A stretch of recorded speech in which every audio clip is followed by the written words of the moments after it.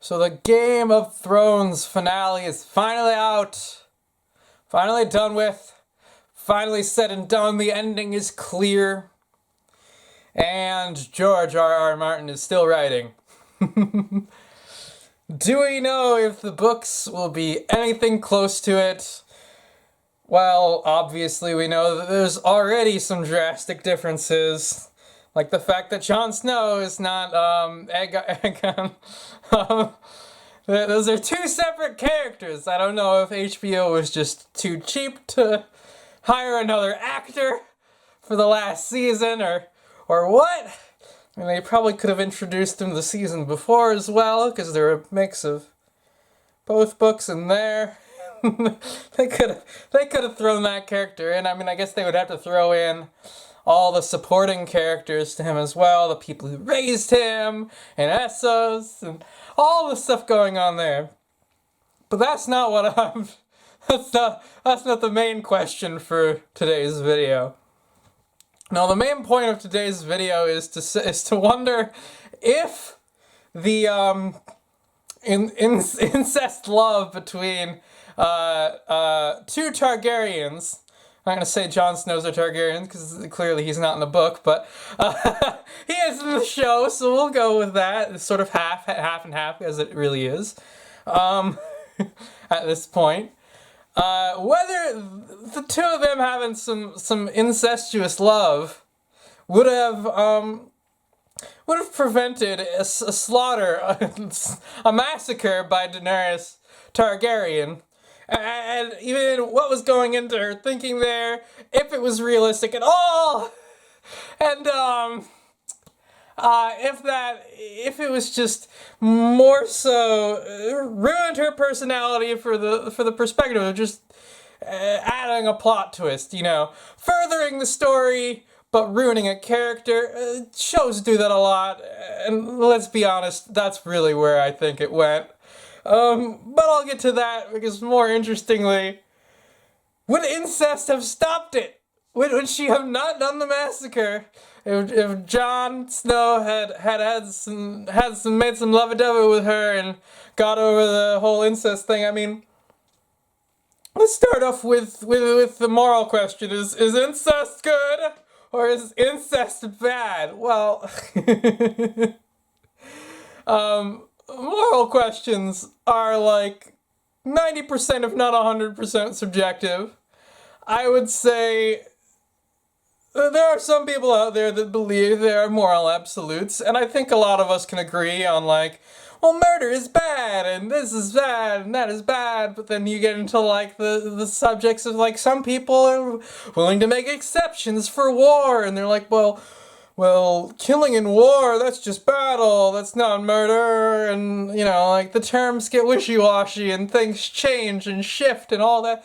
So incest is maybe not one of the, well, no, it is one of those, because there are people out there in the world who who like incest, I guess. Just like there are people out there who like to fuck horses, and people who like to dress up like animals instead of fucking horses. I don't think the two are connected, but maybe there's some crossover.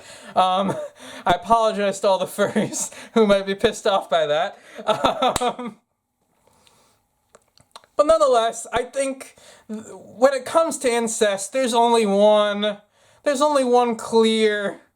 clear-cut issue here, and that's the idea of, if you're gonna have babies, there might be some serious defects. Then the other one too might be all the social aspects of it, and just the whole, lack of diversifying yourself, lack of, I don't know, you're literally fucking the closest thing to yourself, so it's like almost straight up narcissism. I mean, granted, all our family members, our aunts, our uncles, our sisters, our brothers, our mothers, our daughters and sons, they all have quite a bit of similarities to us. You know, the close family, the people we were raised with, and all that stuff. they all have their close similarities, and they all have their huge differences too. So it's not completely narcissism, but there is that factor to consider and to take into consideration. Um, then there's the nature nurture aspects too. I mean, in the Daenerys, Jon Snow, or Daenerys, Aegon situation, you don't really have the same nurturing setting. They have the same blood, but that's about it, because they grew up in 3 completely different places. John Aegon grew up in Winterfell. Book Aegon grew up in Essos, and well, actually Daenerys grew up in Essos too, but completely different. They ran away with two completely different parties. She ran away with a crazy brother, and I think there was someone else there, and he ran away with characters that none of you who watched the show will know who I'm talking about, because they never made it there.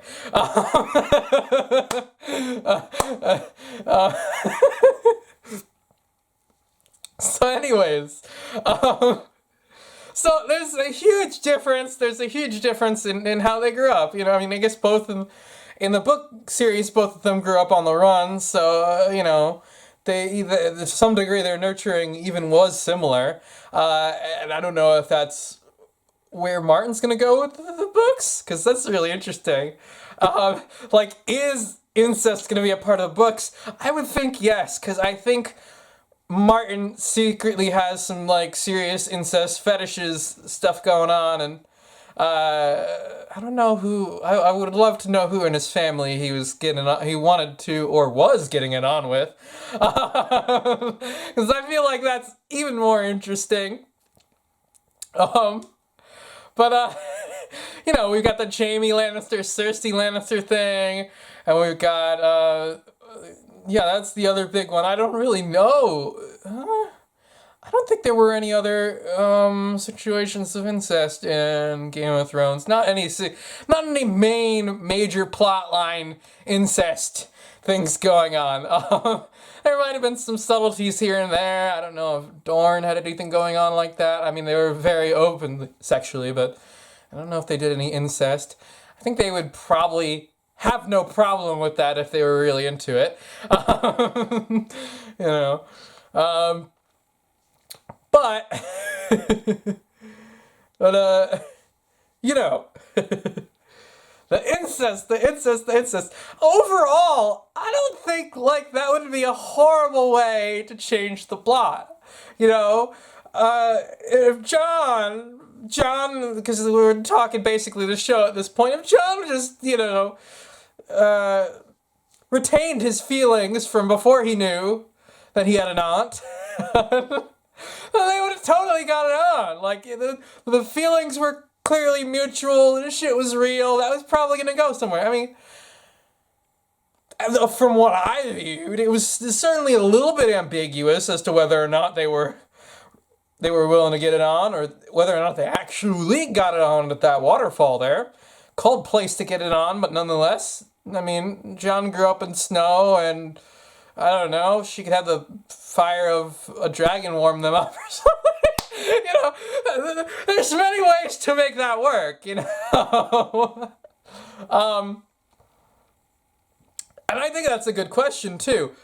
If they got it on and then he refused later, if they had sex and then he refused afterward, it's like, no, you're my aunt. I mean, I might have fucked you already, but I don't want to remember. It's like, at that point, it's like, you've crossed a line. It's too late. You've went over the threshold. Society is going to view you in a weird way.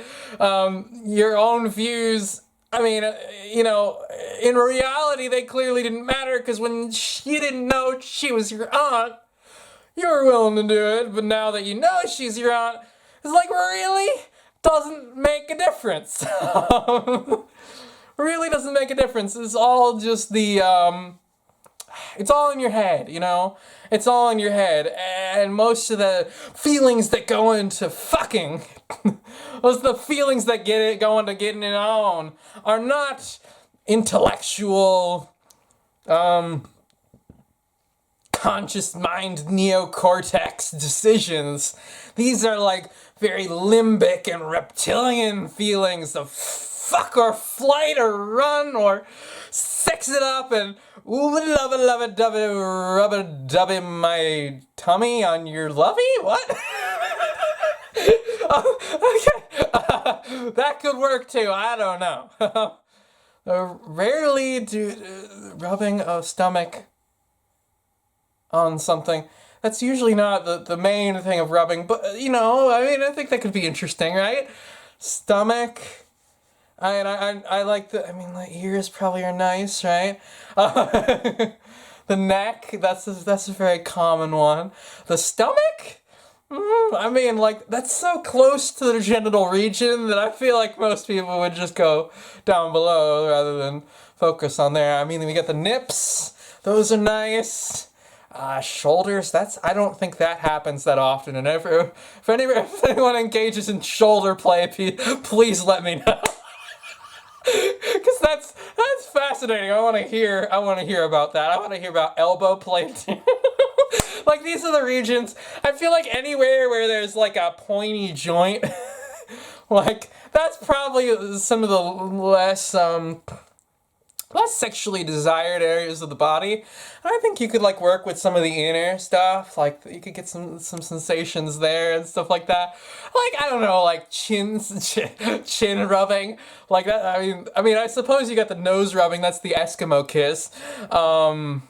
Something went on there in the news recently. Some sketchy Eskimo kiss stuff. Was it Biden? I don't know. Anyways, but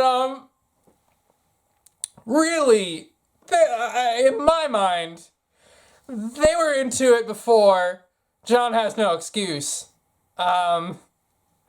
I don't buy that his feelings have changed. I don't think that's the case. When you have feelings like that, and then you find a fact out, there's probably going to be some inner conflict and turmoil. And I guess that's really what you saw on the show, was like, oh, I'll kiss you, but I won't go, I would want to go further than that, but I won't. And then she's just like, oh, well, no one will love me now. It's like, what? Wait. You can find love elsewhere. Be more empowered. I don't know. Find that shit. Go out there, do some stuff, or just push him on it. He'll break. He'll fuck you. The show will end differently. I promise. And then there's obviously a question of, does that really change her decision? And we really gotta break down what the fuck is going on with the personality of her character and her decision making at that point to really figure that out. Because I think it's one of those things where we have some huge inconsistencies between who she was and who she became.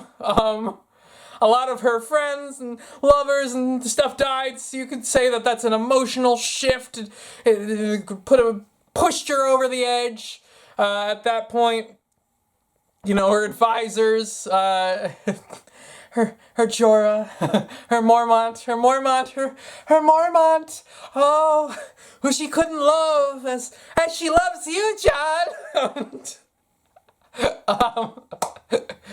And again, I guess, but again, if she loved Mormont, but she didn't love Mormont like she loved John, and, you know, she didn't even mention, her advisor who she freed, who got her head chopped off by Cersei.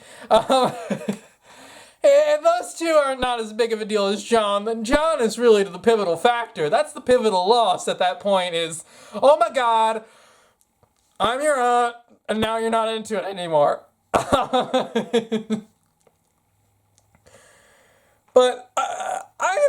I'm gonna argue here that regardless of whether or not it would have worked, it would have been a way better plot point. Would have been way more interesting. You would have had to, I don't know, do something different for the ending, you know, to make it a little less predictable, you know, rather than like, oh, John, you know, like, somehow get back to Brandon being king or something instead of John, or Daenerys, or just shift it to someone else. I mean, Brandon and Arya are both favorite characters of mine, so it'd be hard to see Arya in that role, but I think even more so it'd be interesting seeing that'd be an even bigger twist. Finding out a way to fit Arya's personality into a role of playing Queen. She is not a noble, so that would be the biggest. That would be honestly the biggest twist. If you wanted to go for like the twist factor, like who wins at the end? It's like Arya would be the biggest surprise. Brandon, semi-predictable. Daenerys or Jon or Cersei would be the blatantly obvious potential ones, Um, so if you're gonna argue for me like some of these idiots have, that oh my god, you needed that to happen. You needed her to decimate a whole fucking King's Landing, full of innocent people for the plot to end in a unexpected way. I'm gonna have to disagree. Because there are way better plot twists that you can come up with, and I think the most important thing is keeping the personalities of the character, keeping the character development together to the end. I think that, like, breaking the character to forward the story, I think, is one of the worst things that I see too often in television and pisses me off to no end. And I will argue that this is what happened to Daenerys, because there's two aspects. There's two places where she makes this drastic shift or breaks from her previous, free liberator kind of status to this new, like, I'm a liberator, but liberation actually now means destruction and massacre side. The first being that... Well, actually, I want to go with the sacrifice one first, because that one's clearly the more obvious one. The first one being... She absolutely never made a damn sacrifice before in her whole life. Well, no, she did. She did, at the very beginning, marrying the Khal Drogo for her brother's sake, for them to get back. So, like, at the very beginning of her character, she had maybe, like, one sacrifice, but then after that, she just continually did her own thing. Her character grew away from that, and then I guess fell back into that. So, I don't know. Maybe that's believable. But I would find that hard to believe. I feel like if you're gonna fall back into that and still be like, and still have the progressive, I'm gonna move forward as the queen thing. It's like, progressiveness and regressiveness don't tend to mix. If you regress into something else, it's a full regression. It's not like, I'm gonna be the liberator, but in a regressive way where I go back to when I was, like, willing to abide by my brother marrying me off to a horse lord, of the grasslands. So there's, for the last, like, most of the fucking season, she has made dick for fucking sacrifices, and she has been, the Targaryen, the unbending dragon, And even at this point, she's unbending to any of her advisors. In fact, this sacrifice, this compromise she has made, is to no voice or person in the story. It's as if, like, George R.R. Martin or one of these producers was, like, whispering in her ear, like, here, you need to make a sacrifice, you need to make a compromise so that the story works. It's like we have there's no clear cut where this decision came from in her mind of, like, okay, this is, you know, this is where she thought that the sacrifice had to come from. You know, there's this flimsy little argument about, oh, well, you know, how else could I possibly do it? And she's an innovative person, you know. She's been able to do that before. The brief bit of advising and how are we gonna do this, and her being, her being impatient and all this other stuff. You know, it it was a very short-lived moment. A very short-lived moment, and perhaps that's part of the problem, is that this is TV and they had to break it into this many episodes. Well, they could have brought it into more episodes. I mean, Lord knows most of these other shows go into more episodes. I don't know. They're longer, of course, so it's technically like you're getting to. I don't know. So I mean, just because it's like, more or less cable, HBO is a little bit more flexible.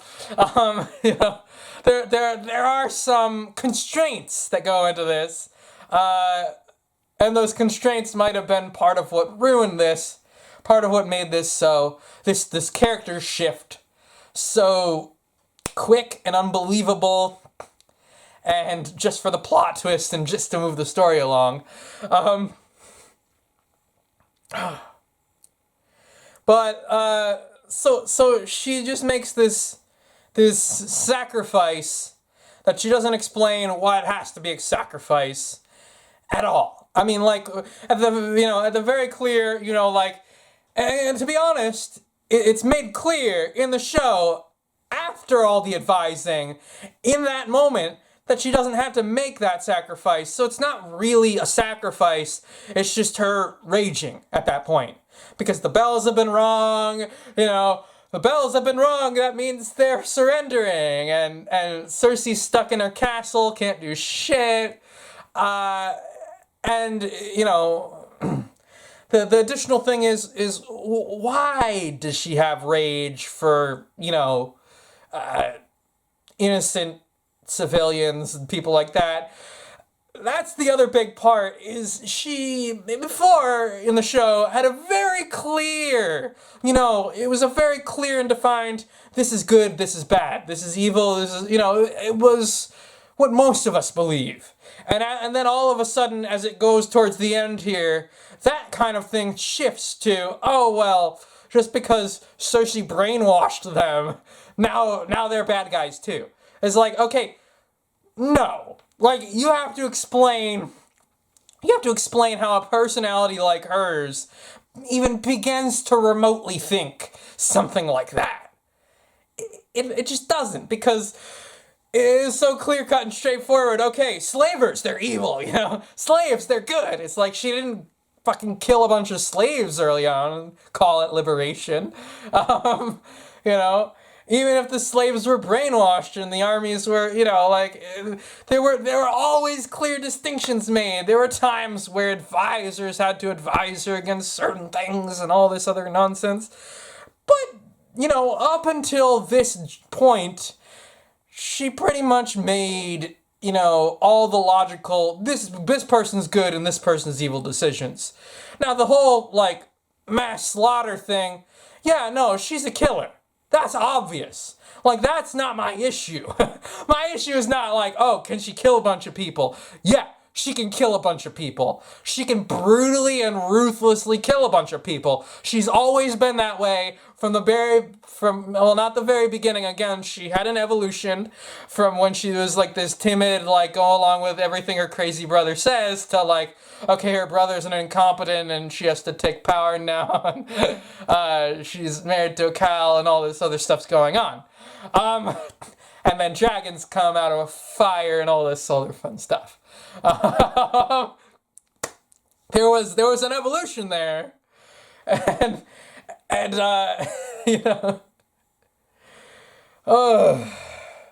anyways.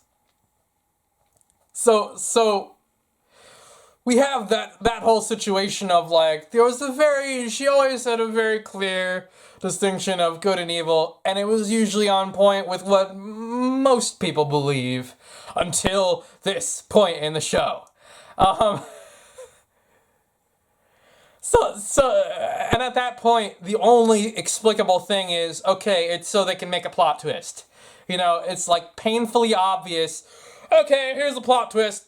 You didn't see this coming, you know.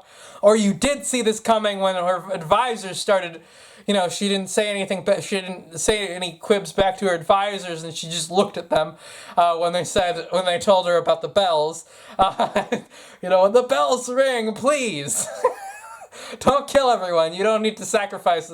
You don't need to sacrifice at that point. So, you know, at that point, it's no longer a sacrifice. Even if it's like a rage thing, there's no explicable reason why she needs to rage against innocent children and women. She could have just went straight to the castle and destroyed that and killed Cersei and everyone in the castle. You know, maybe there's a few innocents in the castle, and maybe that sacrifice, I would say, would be more believable because she's actually going after the person who beheaded her advisor and did all this nasty shit to her, and hell, she already, and the whole rage burning the Iron Fleet, that was totally believable. You know, the entire destruction of all their boats, you know, like, that's taking care of the person who killed her dragon. So, so it's like, this whole idea that she just goes into a blind rage, I mean, it's just not believable. It's just not believable because, or even just like she feels insecure or afraid, like whatever feeling they're trying to surmise from that, or she just wants absolute power and she wants to go against her advisors. Whatever the claim is supposed to be that makes her decide to just jump into the fray after the bells have been rung. There's absolutely nothing there. There's absolutely no explanation there, because if it's rage, that's straight to Cersei. There's no other excuse. I mean, that's straight to Cersei. It's like straight to the heart, straight to the point. This is the person who gave you hell. And like, if it's to screw Cersei, that doesn't make any sense, because these are Cersei's pawns. This is everything Cersei wanted her to do. So that's playing into Cersei's hand. You know, it's like, okay, so Cersei wants the Breaker of Chains to destroy a lot of innocent people. The minute you kill a lot of innocent people, you're just like, you're like, oh, Cersei, let me lick your pussy, please. You know, oh, Cersei, I'll lick your feet, yes. I'll lick your feet while destroying your city at the same time. You know, it's like, it doesn't make any sense. It doesn't make any sense. A person who would rage on their own principles. They wouldn't lose their principles in their rage. That just doesn't happen. That doesn't happen. You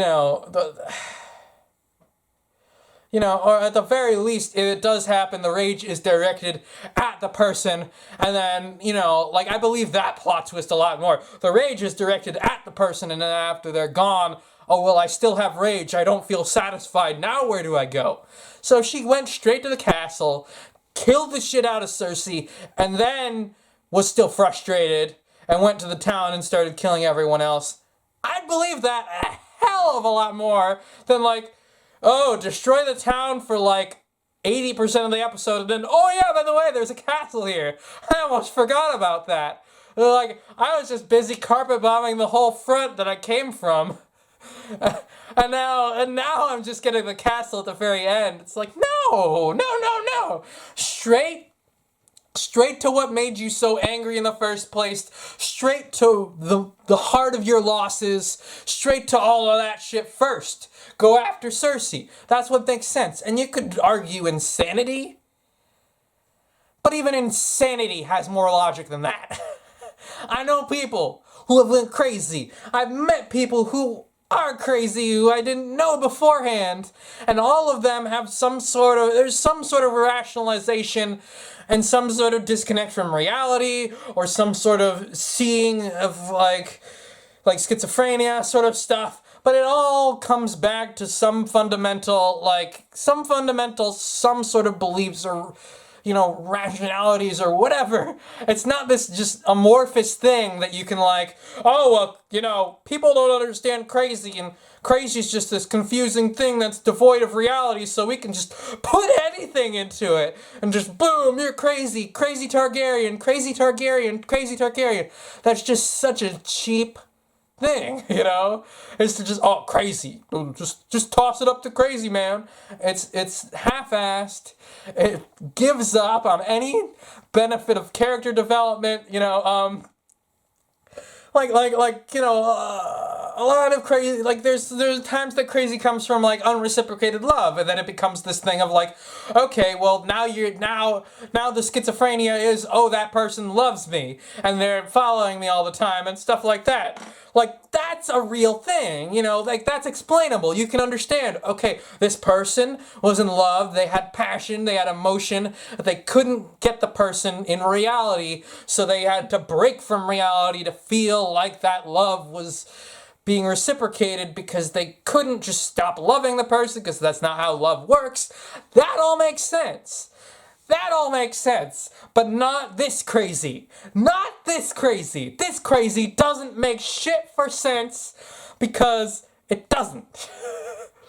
There's no logical point of, okay, this is why these people are this is why these people are the enemy. There was no explanation there. There was no good argument there.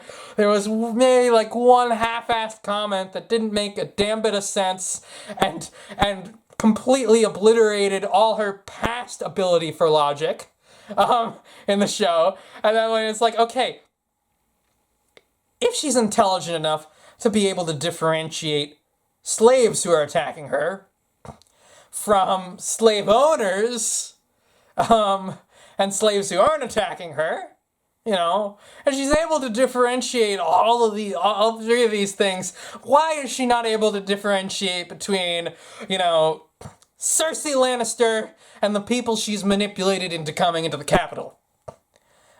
Second of all, well, I was going to say that it's really stupid for those people to come into the capital, but really, I'm only saying that, knowing the context, I think a lot of people would love to hide behind walls, as this country makes pretty clear. Even though there's plenty of planes and cars and boats and other forms of, overstaying visas and things like that people could come into our country on anyway, that a wall is not going to prevent. Made a whole lot more sense when China did it, because that was before all this shit. Even then they could dig holes into it and find their ways through that shit. But back then it had a whole lot more defensive power, Now, not so much. So there's this break in the real sense of who this character is, and what her personality is. What her logic is, how her logic comes together. And there's this break from who she is to what she becomes, just for the point of a plot twist. So when you put all of that in to who she's become, would Jon Snow loving her, would some incestuous love solve this problem? Would it have mitigated this issue? Would an incestuous relationship have calmed her rage or eased her fears? There was also the rule by fear thing, and plausibly if you rule by fear, then you may be afraid. And the whole okay. So there's another aspect too. The whole, she doesn't feel at home at Westeros, and that plot line came, it was like, over at Essos, she had a whole bunch of people who, eventually she came to people who were able to accept her, and, it was like all these people, Breaker of Chains, Mother of Dragons, it's like there was so much embrace for her, but the minute she got over to Westeros, not as much, There was embrace, but the people who there was their embrace from were like Jon Snow and, a few of the leaders, but very few of the people. So I guess you could argue that in a sense makes some logical points to her character. And if that was the only thing, then yeah, all she really needs is the people who embraced her in the first place when she got over to Westeros. And she always had her Unsullied and her, her, yeah, all her screamers, all her crazy screamers. They were always on her side. They were gonna embrace her no matter what at the end, But I guess there could have been this whole, okay, well, absolutely no one in the West is still defending me. They've all betrayed me in one way or another. But I mean, I think some of that, well, I don't know. That makes sense. That makes sense to some degree. But if that was the case, then she would also be like going off to like kill John and all her advisors and all she'd be going after all the people from pretty much all the Northerners and Tyrion, and she'd be going after all of them at the same time indiscriminately. But there's a very clear distinction of like, okay, there's a very clear. Not very clear, and nothing's very clear in these fictional shows. Nothing's very clear in these fictional shows. But there was absolutely a point of like, okay, she's killing the civilians in the city, she's killing the army in the city, she's destroying the infrastructure of the city. And I think that's another one too. This is another big question too, is how much does she care about the city and the Iron Throne and the castle and all this other stuff that she was told for years and years was her birthright, And she's finally come upon it, seen it for, the second time now? So she might not have it. There's a very real question of whether or not she really has a personal attachment to it, or absolutely has no personal attachment to it. It could go either way. But nonetheless, it furthered this believability of her shift. If we were able to hear that discussion, see that debate, see the conflict going on in her own mind, see the conflict going on between her and advisors, and see this stuff really hashed out in something more than like less than 2 minutes of, I don't know how long it was, it felt like less than 2 minutes of like short quibbing between her and Tyrion and a little bit of in Winterfell and all that stuff between her and all the rest of them there.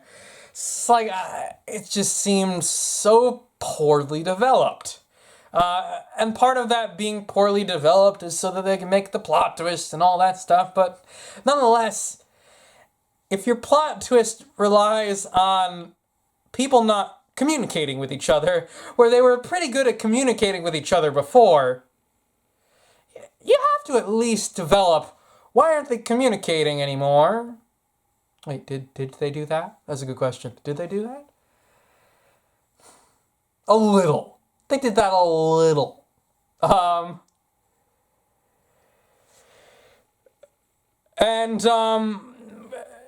And if there really is all this trust, all this loss of trust, why didn't she change her hand? And why didn't she change her advisors? And all this other stuff in the midst of all this. It's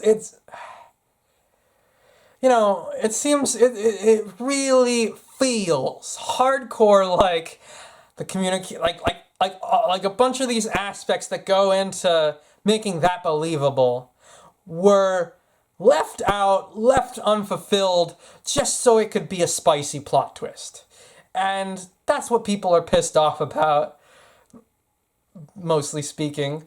And I think it's a good point. I think it's a good argument. And I think anyone who's saying, To start, I would say anyone who says you don't know what you want uh, already is a full of shit, gaslighting piece of shit asshole motherfucker who just should like shove their own foot in their mouth and die in a corner. But nonetheless, it's just a load of crap. It's a load of crap. It's a load of crap. It's a load of crap. Doesn't make any sense. There's no objective, or there's no logical argument to that. So, if she felt love, if she needed some Westeros love, let's say, right? She needed some Westeros love to combat her fear of Westeros. Then that could have absolutely prevented her crazy mass murder, killing spree, genocidal, crazed bullshit.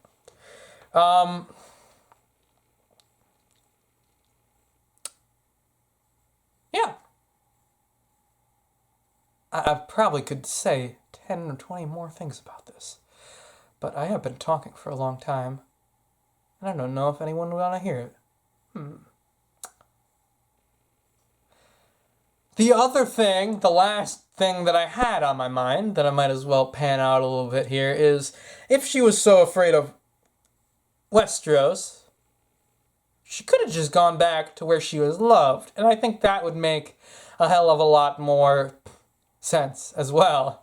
Because if you're afraid of everyone in Westeros, at that point, what are you doing it for? For an Iron Throne, for a castle with no one who's gonna be there. I mean, she didn't even want to like. There was some conflict as to whether or not she even wanted to go over there. There was certainly conflict with the people who didn't want to, people on horses who didn't want to go in the water. You know,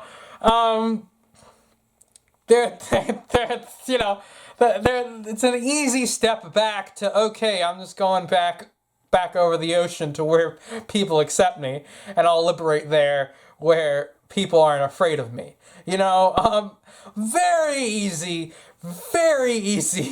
to go back to that. But no, it's like, oh, I have to liberate the whole world now. Even the people I might be afraid of or I'm raging towards, and I just have to destroy all of them. Like, we can break this down in 20 or 30 more different ways and view it from 30 more different angles of, okay, who could Daenerys be? Where could she be coming from with this? And I promise you, all of those wouldn't make sense either. There's not a good logical argument that could combat all the potential possibilities and issues. There's an easy way for you to throw together an article with, oh, well, this is how I think it makes sense. You know, this makes perfect sense. This is how I think it makes perfect sense because, yeah, I mean, she was just able to slaughter, slavers before, so why not just innocent people? It's like, That's a one nice little point, but it's clearly just like devoid of any other thought. You didn't think of it from any other angles. You just thought of it from your angle. Said, "Oh, that's good. Let me write it down now, and I'll shove it in my little fucking opinion piece with all my other little bullshit opinion pieces." And people will read it because I'm part of an interesting online newspaper or whatever the fuck. And it'll make it, and whether I'm right or wrong, it'll get some people angry at me, which is what I wanted to begin with, because I was mocking those people and arguing that it was just because they were angry, and it'll get other people, agreeing with me. All shit is welcome because it's attention for my article. I'm a whore, and by the way, whoring, A-okay in my book, but when it comes to, what do I call it?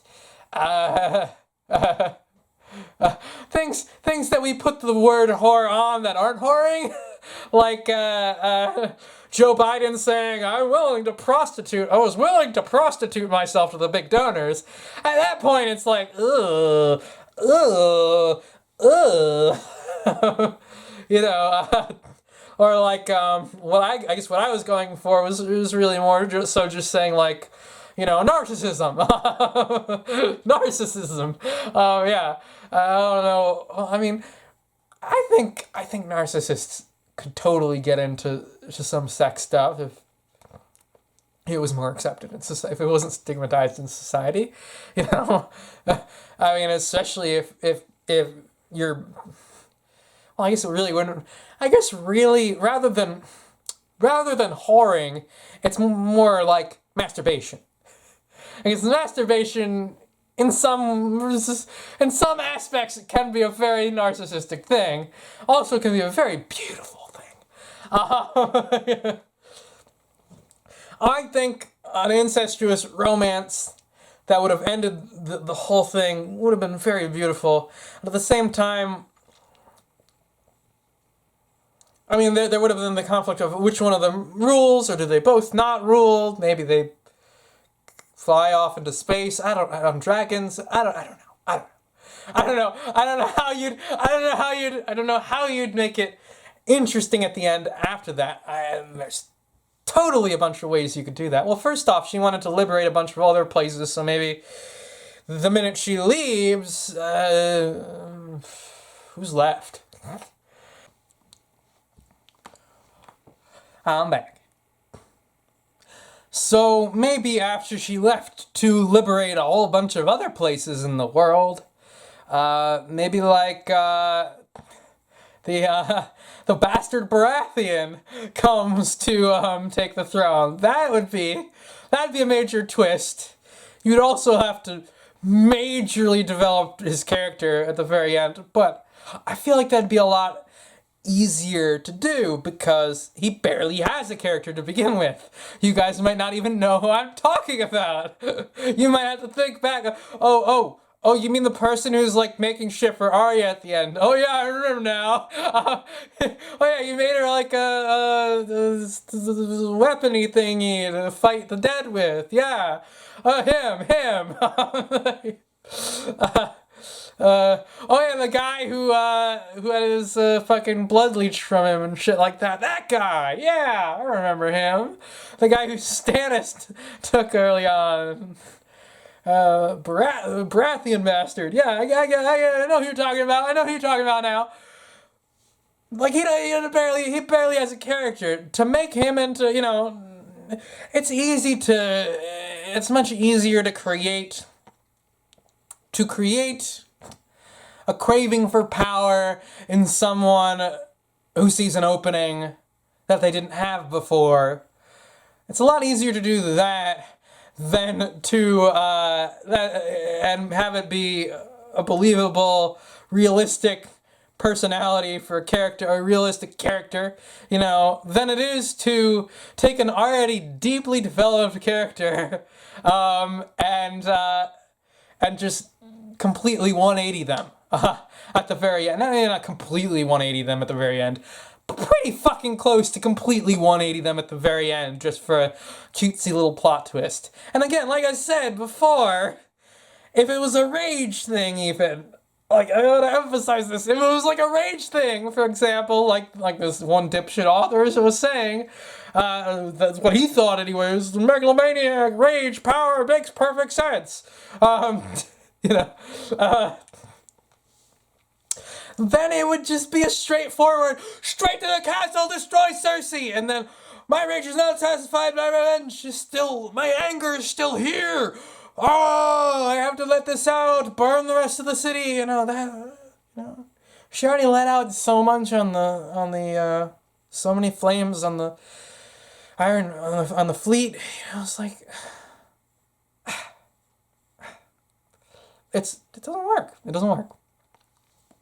Doesn't work from a logical perspective. Throw the emotions aside. Look at the character. Look at the character's logic. See how it changes. See that there's no explanation as to why it changes. See that it's quick.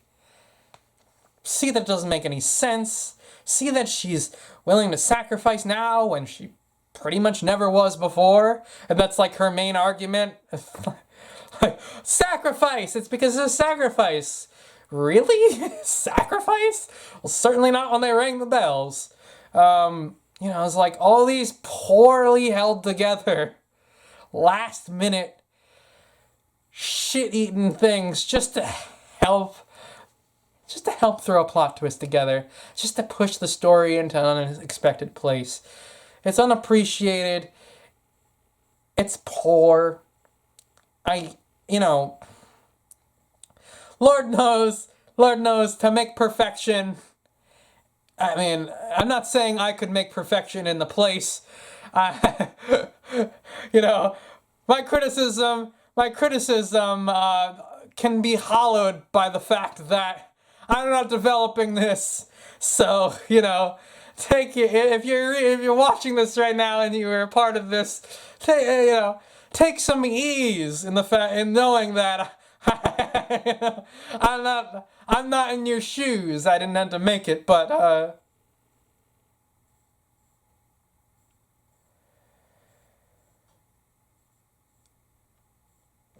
as with anyone who has a full and developed imagination, anything and any story is possible. A better one could be made provided the right amount of time, money, effort, and artistic beauty, and probably getting a bunch of the unartistic, powerful people out of the production. So I'm sure their jackal opinions could have had something to do with it.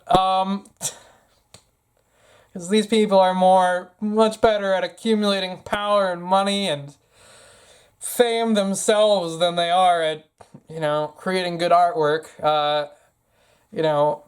Leave that to the writers, please. Please, leave that to the writers, leave that to comedians, leave that to artists.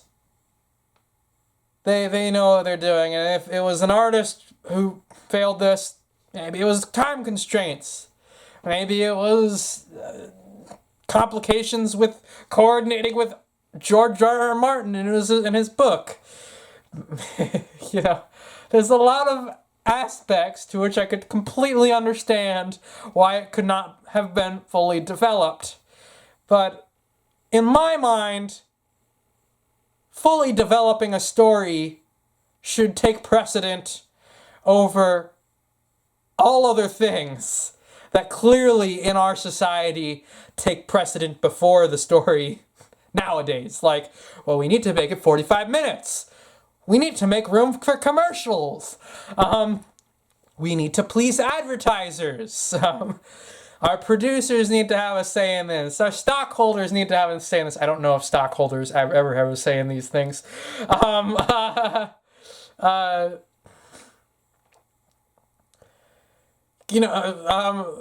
amount of people that are working on this and conflicts between different people are here, and we can't just blah, blah, blah, change it in that. I mean, conflicts are a little bit more complicated. How do you resolve a conflict? A lot of times you can't. I mean, look at System of a Down.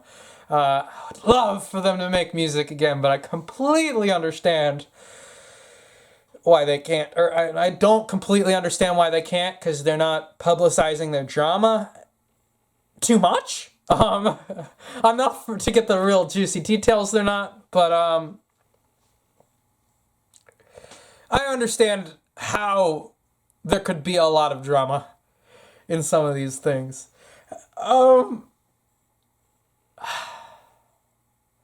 But, when it comes down to Game of Thrones, when it comes down to a lot of these other shows, a lot of people tend to take like a conventional point of view, and I feel like that is that conventional point of view. Oh, you don't know what you want. It's like when we do this other plot type, you don't like that. It's like, no. What you don't understand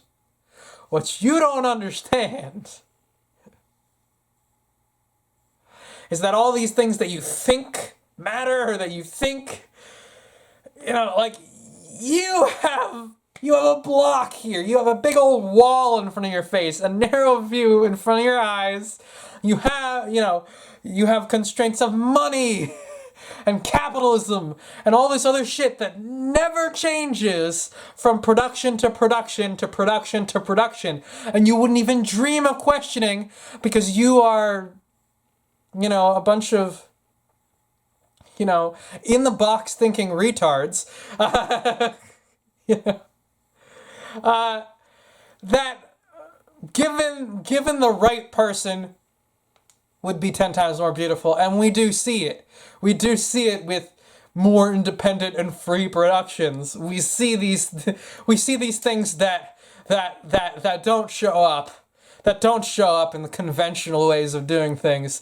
We see things being freed up, and maybe they don't make us as much money, but they have, like a lot of these have much more avid and deeply held fan base that love their stuff.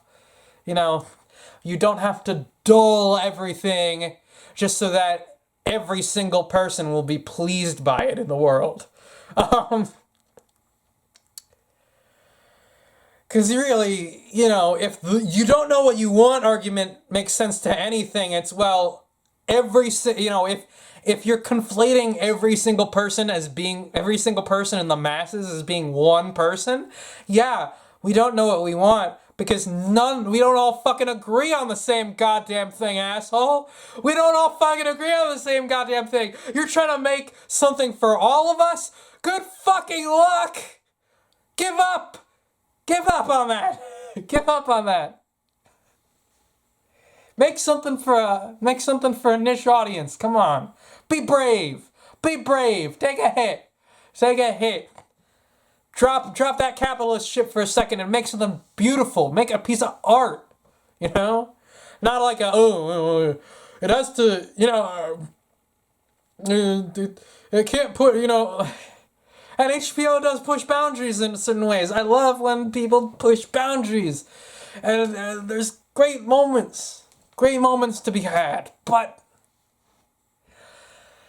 this was not one of them. This was not one of them. This was fairly run-of-the-mill, conventional kind of thing. Oh, let's just take a character who everyone likes. Turn that character against the audience. Do a complete 180 plot twist that's kind of pretty Deus Ex Machina, and it's like character Deus Ex Machina. All of a sudden, the character just turns into this giant explosion of something that they never were before. And that's not how personalities work, but whatever. We've done it before. We'll do it again. Destruction in King's Landing. That way John can go back up to the wall where there's no dead anymore, and Brandon can take over as king, and we'll surprise everyone because of that. The possibilities are endless. I could throw together right now a way you could get back to Brandon without doing that bullshit. Hell, right here, right now, I'll do it. So the whole Cersei thing in the castle and blah blah blah.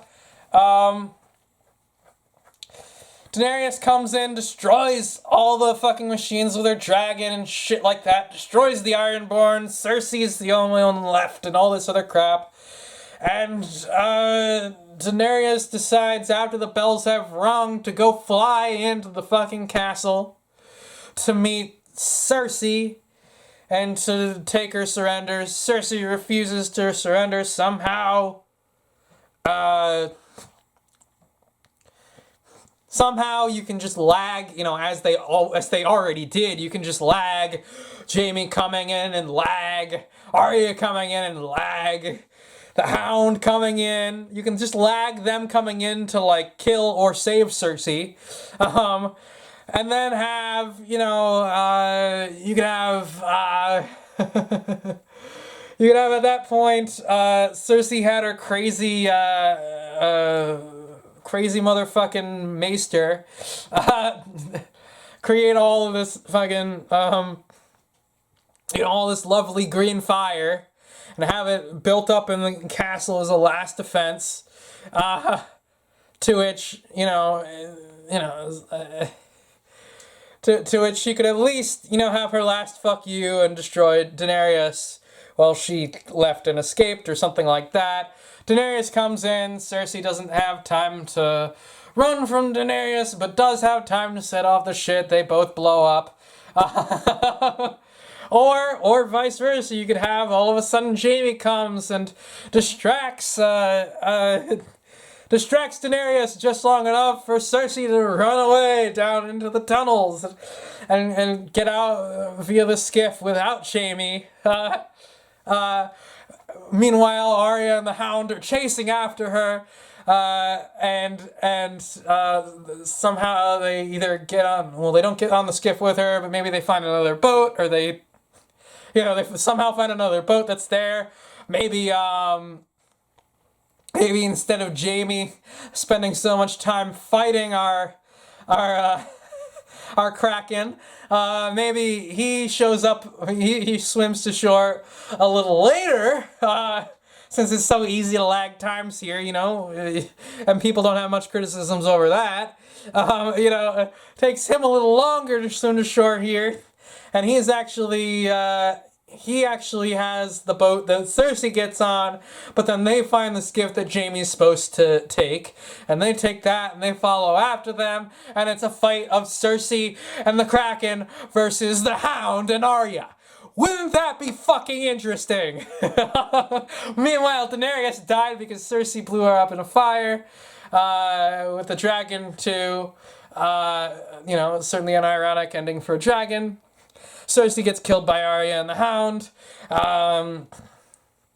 Jaime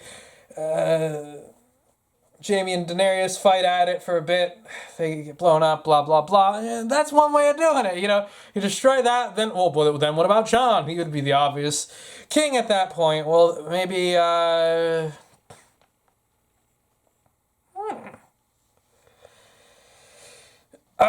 he could die too. He could die too, or he could somehow end up being, lost in the rubble, or, kidnapped, taken away for enough period in time to which they don't know where the fuck he is. There's so many ways you can take a plot. He could have been killed, he could have been lost somewhere, he could have chased after Cersei, maybe when Daenerys gets to the castle, Jon gets to the castle as well, and he sees the dragon, but the dragon, Drogon senses some sort of issue, and somehow Jon gets caught on Drogon flying away somewhere to do something else, and Daenerys dies without her dragon in the castle. Daenerys could fight dying Jaime. There's just so many ways you could end it differently where you don't have to make Daenerys into a crazy fucking tyrant and still keep the goddamn show awesome. I could make 3 hours or 10 hours. I promise you. I could make 3 fucking hours of alternative potential endings that would still be interesting for this. Because that's what this stuff is. It's flexible. It's fiction. Fiction is flexible as fucking hell. You can have any fucking ending you want. This was a creative choice. This ending was a creative choice made by certain people who wanted to see it end this way. It didn't have to end this way. It isn't necessarily the best way. It's still pretty interesting. It makes people angry enough to talk about it. It makes people rant about it and make tweets about it and write stories about it and write opinion pieces about it and shove their fingers up their ass defending it or fighting it. It does all of that right now. It's still a good ending, right? But, to say that you can't criticize it because it's a good ending, fuck off. To say that this is the best ending that they could make, fuck off, you unimaginative prick. Fuck off.